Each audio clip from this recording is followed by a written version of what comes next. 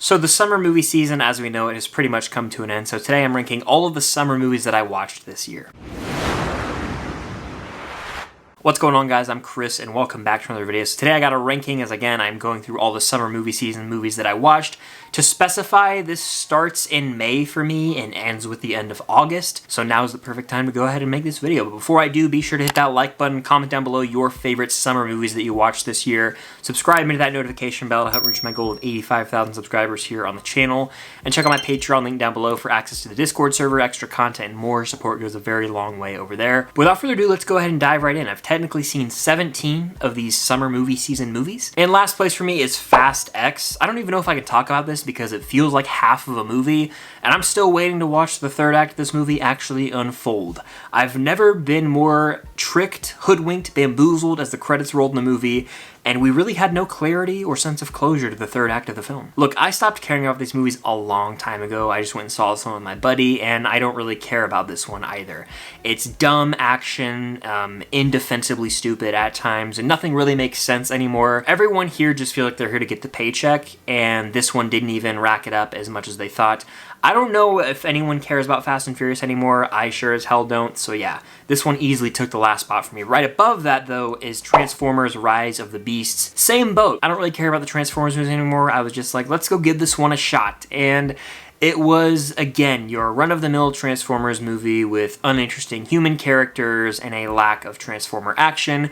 Visually, this movie didn't really have an appealing aesthetic. Like, at least the Michael Bay films had some pizzazz to them. These even lacked that. And it's just a very forgettable experience. I remember watching this film in theaters and being like, okay, I've seen this movie before, it feels like, and I'll probably never watch it again as the credits rolled. There you have it. Above that, I've got The Flash. Talk about a movie that regressed so much for me from day one when I first watched it. Initially, I was like, I'd say a half to two-thirds of this movie had me hooked, and then it really fell off in the third act. The more I talk about this movie with people whove seen it, the more I revisit clips, and the more I think about this movie, the less and less I like it. The standouts to me are Michael Keaton as Batman and Sasha Calle as Supergirl. Other than that, the movie doesn't really have much to offer. There's a lot of promise early on as you set up this idea of Barry Allen going back in time, meeting up with his other self, and ultimately saving his mother, but it totally falls off the rails by the time the third act rolls around. And I know people harp on the CGI, but it's justified. It is distractingly bad, both when we see Barry on screen and one of the faces looks distorted while the other looks like Ezra Miller, and also just the actual action set pieces. It just looks like a really poorly created video game, and all around, this movie is one I probably won't visit ever again, making it pretty low on this list. But above that, I've got Insidious: The Red Door. This is the closure of the Insidious franchise, a franchise that I'm very new to. I watched it for the first time leading up to this movie so that I could see this movie in theaters and rank the films. And I really enjoy the first two Insidious. 3 and 4 are fine. This one was also just to almost bad. I just feel that it's fallen so far since the first two Insidious films. It's clearly lacking James Wan's direction. Patrick Wilson comes into the director's chair in this film. He also plays Josh in the franchise, and he has some moments to shine. Like, there are certain shots where I'm like, oh, James Wan would dig that. But a lot of the movie, I was just like, this doesn't feel like an Insidious film. The core family of the first two films is broken up as you've got Dalton off at college, almost in this weird coming-of-age plot, Josh rummaging through his old family stuff and going through this drama, divorce. A lot of different things are at play here, making the movie feel really overstuffed. And the main plot of the film is our main characters trying to figure out what happened to them. Why did they forget this time period in their lives? Well, we as the audience already know that, so that inherently makes it less interesting and really lessened the stakes for me personally. So by the time the third act rolled around, it became a little more enjoyable, but overall it felt sort of gimmicky as a way to close out the Insidious franchise. It does not hold a candle to the first or second films. But after this, we take a pretty big step up in quality. I've got Pixar's Elemental, a movie that had long legs at the box office and ended up being a really big hit for some people. I thought the movie was lacking the Pixar magic and charm. It was fine, don't get me wrong, a cute little harmless movie. Other than that, it's not one I'm talking about much. It doesn't really come near my top 10 favorite Pixar films, and it wasn't very memorable. It's a story I feel like we've seen a lot in children's animated films, so it definitely connected with some people out there, but In terms of Pixar, it wasn't the cleverest story we've seen, and I was sort of unenthused through a lot of this one. I was like, I'm kind of bored right now watching this movie play out. So charming at times, heartfelt at times, but other than that, not too memorable for me in the grand scheme of Pixar films. Above that, I've got the newly released Blue Beetle, the new DC film starring Xolo Maridueña as Jaime Reyes, and he absolutely crushes it. He carries this movie on his back, and I cannot wait to see what he excels at in the future because he is a star. He's always been a star, and he's just such a cool dude. This movie features one of the coolest, best-looking superhero suits in a live-action movie with ease, and of course, the comedy in the film does work as well, notably with Rudy, played by George Lopez. This movie definitely hones in on the family dynamic. It does so a little more in the first act, in my opinion, and then it gets a little generic, and by a little, I mean a lot. This entire movie was pretty predictable from start to finish. It shoehorns in this overarching main villain that was so throwaway. It's like something we've seen a million times, and every major plot point in this movie you're going to guess from a mile away. There's not really any surprises, so in a sense, it's not really doing much to switch up the superhero origin story formula, whereas other superhero films recently have sort of broken from that, notably Across the Spider-Verse or Guardians 3. This one just feels, again, run-of-the-mill and generic, which is unfortunate because I wanted to adore this movie. Don't get me wrong, it has its moments to shine, but overall Blue Beetle was a little more on the forgettable side than the memorable side, which really stunned me because I thought I would adore this one, and it ended up just being a alright, middle-of-the-road DC film at best for me. Above that, I've got Disney's Haunted Mansion. I'm a big fan of the classic ride at Disney World, and so seeing all of those Easter eggs further explored and certain characters from that classic Disney ride brought to life honestly warmed my heart, brought a smile to my face, and Lakeith Stanfield was fantastic here. Like, there's one scene in particular where he pulled on my heartstrings heavily. I was like, damn, this acting feels like it should not be this good in this movie. Also, the movie had a lot of surprising humor with, Danny DeVito, specifically Owen Wilson, though, was the one that got the most laughs out of me. And all around, the movie had an interesting premise. It wasn't the most memorable, but it was a fine enough watch. I don't see myself revisiting it for a while, but I was entertained enough, and it did what it was supposed to do, brought the Haunted Mansion ride to life, and paid homage to it. At number 10, I've got Extraction 2, a movie that features one of the most impressive one-take action scenes I've probably ever seen. It's damn near 25 minutes long. It starts like the 20-minute mark, goes into the 40-minute mark. We go from a prison to a car chase to a train with helicopters. It's so impressive how they choreographed this and pulled it off because it's by far the strong point of this movie. Everything else, again, feels like a straight-to-streaming, straight-to-Redbox main plot line. It's nothing that outstanding or particularly interesting, but the action is the big selling point here. Obviously, it doesn't reach the height of that one take after it happens, but I just enjoy seeing Chris Hemsworth as this character, Tyler Rake. They dive into his backstory a little bit more here, and they set up a third movie well enough, so I'd check it out like a closure to the Extraction trilogy, but the movie wasn't amazing. I was entertained, though, especially by that one-take action scene. At number 9, I've got Indiana Jones and the Dial of Destiny. This was my most anticipated movie of the year, and it is, as it stands right now, one of the more disappointing films of the year. I adore Indiana Jones as a character, and I adore all the films, so going in, I wanted to love this movie, and I walked away pretty underwhelmed. It does capture some of that indie magic at times, and I think John Williams' score is a big part of that. There's just this element missing, and I've come to the conclusion that it is the absence of Steven Spielberg behind the camera. James Mangold's a fantastic director, but this movie feels more like a Disney product than an Indiana Jones movie. It was put out to make money, whereas the Spielberg films were put out with this delicate care and this charming escapism feel. That's lacking in this movie. I'm not going to spoil what happens in the third act, but I still can't wrap my brain around why they went that direction and fully committed to it. The main artifact of the film is the least compelling, and there wasn't really any standout side characters, which is something I come to love in other Indiana Jones films. So through and through, the movie has its moments to shine. The opening, incredible. I'll watch that on a loop when it's on Disney Plus, where you have de-aged Indiana Jones. It feels like that early Indiana Jones that I adore. The score is awesome. Even some of the action, like the Tangier scene, is good, but it's not great. And it doesn't have any of those practical set pieces that really feel Indiana Jones to me. So it's missing that feel feel overall, and it doesn't feel like a very necessary adventure. You had a great conclusion with Last Crusade and a satisfying conclusion in the final moments of Crystal Skull even, so I don't know why this movie exists. It feels like the character didn't really go anywhere. It was more so just a cash grab, sadly, and a failed one at that. At number 8, I've got Barbie, the movie that is racking it up at the box office as we speak. Look, this movie is hilarious at times. It's got a catchy soundtrack and musical numbers that you can sing and dance to, but above all else, it's got a very important message out there about womanhood and the true struggles of being a woman. Margot Robbie is amazing in the film. Ryan Gosling crushes it.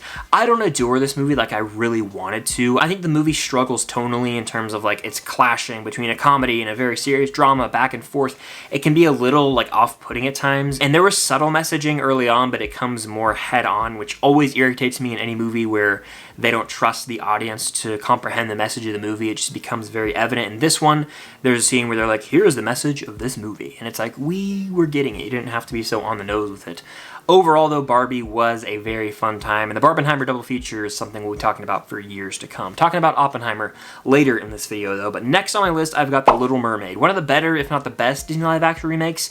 It succeeds at taking an original film that doesn't really give much depth to the main characters or story, and it enhances that. You maintain the iconic characters and the musical numbers, but you add in your own musical numbers. Wild Uncharted Waters is a certified banger, and you actually add depth to the relationship between Prince Eric and Ariel, something that's pretty lacking in that original movie. Even Ursula has some interesting character traits that are revealed that make her a more compelling villain. So through and through, this is a step up from that original animated film, which I find to be slightly overrated. This gives depth to character relationships, motivations, and the overall main story. I thought visually the movie looked great, and it's got an awesome cast all around. The music hits, and I thought this was a banger in terms of Disney live-action remakes. Do I want to go back to it all that much? Not really, but that's the case with most of these Disney movies. It was a good one-time watch, and I'm sure I'll revisit it again sometime in the future, but the music, especially Wild Uncharted Waters, gives me chills just thinking about it. At number 6, I've got No Hard Feelings, one of the surprise movies of the year for me. I love Jennifer Lawrence, didn't know who Andrew Barth Feldman was going into the movie, but they have chemistry that just clicks when you go and watch this film. It's got raunchy moments, it's got its hilarious comedy, but surprisingly, it's heartfelt, and it has some really emotional moments that pulled on my heartstrings. So the movie had its laugh-out-loud moments, but at the same time, moving moments that sort of made me think about life, and oh my gosh, it's okay to go through change, and life can be scary, and all these different things. It tackles them all in a movie that on paper can seem like, oh, is it even okay to make this? Like a little taboo even? But no, it clicks, and this movie is a hit for me. If you haven't seen it, I highly recommend it. Really surprised me this year. At number 5, I'm going Talk to Me. This is the A24 horror film that completely shook me. I went and saw this alone in theaters, and I stand by this. It's probably the most disturbing movie I've ever seen to date. It's tension-filled from the start and has some great jump scares, but more so just creates this eerie, disturbing vibe from the get-go. There wasn't really a moment in this film where I could let out a sigh of relief and be like, oh, I can breathe now. I was tense the entire time, grabbing my drink cup, you know, biting my teeth, physically having to even look away at some of the disturbing, gruesome imagery that is in this film. It is not for the faint of heart, I will emphasize that. It isn't at all, but it's thrilling, enthralling, and just a really well put together movie, especially for a directorial debut. Very impressive, and it has a final act that has stuck with me ever since I saw it. Like the final moments of this film, literally I was like, oh that is awesome. So this movie rules, and I definitely recommend seeing it if you haven't. It's been doing well at the box office. Go support Talk to Me if you haven't seen it. One of the better films of the year. At number 4 on my list is Mission Impossible Dead Reckoning Part 1. Not my outright favorite Mission Impossible film, but still another banger when it comes to Tom Cruise action adventure films. The third act involving the train is when this movie really elevates for me. Obviously, you've got the bike jump into the parachute. It's madness and just such a cool stunt to witness on the big screen. There's some riveting car chases here, and the main plot is pretty frighteningly relevant in terms of AI technology in society today. It does a great job of setting up Part 2 while still rounding out a satisfying conclusion to Part 1, and I'm very curious to see what stunt Tom Cruise could pull off in the next Mission Impossible that could outdo what he's done already. According to his interviews, they've got something planned, so fingers crossed it's the best one yet. At number 3, I've got Spider-Man Across the Spider-Verse that I saw 3 times in theaters. That's the most I've seen any movie in theaters this year. It is splendid. From the score to the actual soundtrack to the animation style, it is a beautiful, beautiful movie. Damn near moves me to tears when I watch it. It features this cool chase scene with all these thousands of almost Spider-Man variants, and it is just a satisfying watch. I cannot wait for Beyond the Spider-Verse whenever that may be. Take your time to get it right. This movie kicks ass. I do think Into the Spider-Verse is slightly better, but the more I think about Across the Spider-Verse, the more I like it. It has really had a long-lasting impact on me, and I dug the hell out of this movie. My runner-up right now is Guardians of the Galaxy Volume 3, a perfect conclusion to the Guardians trilogy, with another banger of a soundtrack. There's been a lot of movies with good music this year, but this movie really hit me more than any this year, emotionally speaking. Not only did it make me laugh, but it made me cry multiple times. I care deeply about Rocket as a character, and fully fleshing out his backstory and sort of the tragic past that he has was devastating. Bradley Cooper's performance, devastatingly good. And I hated High Evolutionary's guts. He was a really great villain. When there's a villain that I want to physically punch in the face, you know he's probably pretty good. But this movie elicited so many emotions out of me. It had me crying, laughing, just feeling overwhelmed with joy, witnessing awesome action. Like, all around, this movie is perfect to me, and it is a beautiful send-off to the Guardians. Dog Days Are Over has been stuck in my head ever since I watched it. I could not envision a better ending to this trilogy, but taking the top spot for me is Christopher Nolan's Oppenheimer. This is the movie of the year for me, and one of the best movies I've seen in theaters, maybe ever. I adore it. I have not been able to stop listening to the score by Ludwig Göransson. It features some of the best performances I've ever seen, and all around it is a terrifyingly beautiful movie. It's Christopher Nolan at his best, arguably, in terms of a director. This movie should win tons of Oscars. As someone who grew up with history as their favorite subject, I was fascinated from the jump here. The 3 hours feels like maybe 2 hours to me. It flies by. Yes, it's a historical biopic, but Nolan's directorial style just creates this flair that makes the movie fly by, and it's unlike anything I've seen in a while. Such a well-written script. The movie's visually beautiful, and I could just continue to sit here and rave about how much I adore Oppenheimer, making it my favorite movie of the summer movie season. But that does it for my ranking of all the summer movie season movies that I checked out this year. Let me know yours in the comments down below, and be sure to hit that like button. Subscribe and hit that notification bell. I hope to reach my goal of 85,000 subscribers here on the channel. It would mean a lot. It's crazy that summer movie season has already come and gone, but now we approach the fall, and we've got some pretty good ones to talk about, so stay tuned for my most anticipated fall movies video coming very soon. But thank you guys again for watching, and until next time, I'll see you guys later.